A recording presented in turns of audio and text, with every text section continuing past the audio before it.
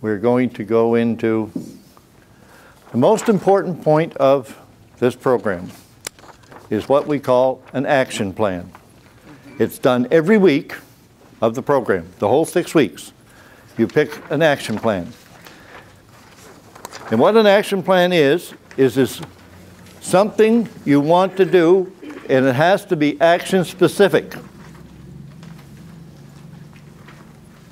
Now, losing weight, for example, is not an action. But if you're going to change your diet to lose weight, that's an action. So it has to be action specific. It has to be what you want to do. And when I say what you want to do, the first thing that comes to mind is I'm going to walk a mile. It doesn't have to be that. It can be read a book. It can be clean up my closet. It can be I'm going to vacuum the car. You know, it can be I'm going to take in a play at the theater. You know, it can be anything that's action specific. And it's what you want to do, how much. So you say I'm going to clean up my closet. Okay, how many closets? You're going to clean 10? You're going to clean 1. You have a week to do this. So it has to be how much. Also, it has to be when. When am I going to do it? So I'm going to clean up my closet. I'm going to do it on Saturday afternoon. So it's action specific.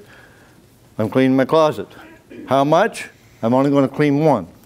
And I'm going to do it Saturday afternoon.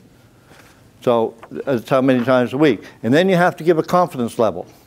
And your confidence level should always be between 7 and 10. If you say it's going to be a 5, that's a red flag. It means you're not going to do it.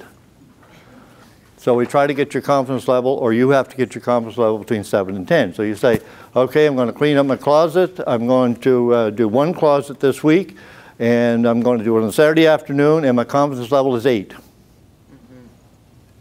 And these are action plans.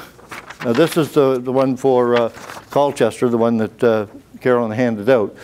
Every district has a different one. They're all the same as far as action plan, but they might have a different format to do them. Like we have like little pads that are about half of that size that we hand out the pad. And then, you know, like, but it has the same information onto it. This one, I like this one, it's pretty good, you know. But we do that every week during the course, from week 1 right through week 6. And then we get to week 6, because that's your last one, we'll say, okay, what is your plan for the next 6 months?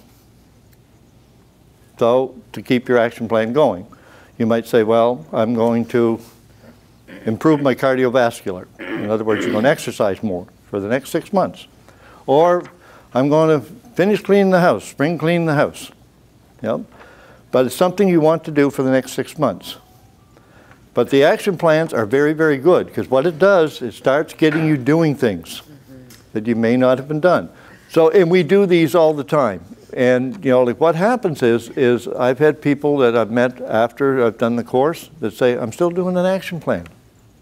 Hey, that's great, you know. Question. Yes, ma'am. So when people do their action plan once a week, when they come back, do they share success stories? That's what they do. Because I can see how accountability-wise that would people would get stuff done, because you know you're going to have to report to the group, right? Exactly. Yeah. Yeah, that's the first thing that if at the end of lesson 1 or session 1, we would say, okay, you're going to do an action plan. Everybody says what action plan they're going to do. It's not secret. You say, I'm going to do this. So you give your action plan. The next session you come to, it's the very first thing you do before your session starts, is you go over your action plan. Now, when we say action plans, sometimes weather is a factor, particularly if somebody wants to walk. Yeah. Weather can be a factor. But you can change it. You can say, well, the weather wasn't that good this week, so I couldn't walk. So I decided, you know, like I'd tidy up the garage instead. So you can alternate if something prevents you from doing something. Because I know the last class I had one lady that was going to the valley to visit her mother. Well, bad weather, she couldn't go. So she did something else instead. Actually, she baked cookies. So that was an action plan. But she couldn't go. She eventually did. She kept using that as an action plan until she eventually did get to go to the valley to visit her mother. So action plans can be anything that you want to do.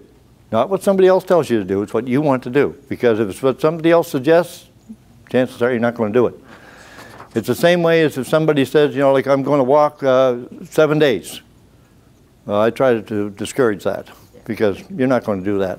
I try to say, you know, why not just gradually build into it. I'd sooner somebody be successful in what they do than not be.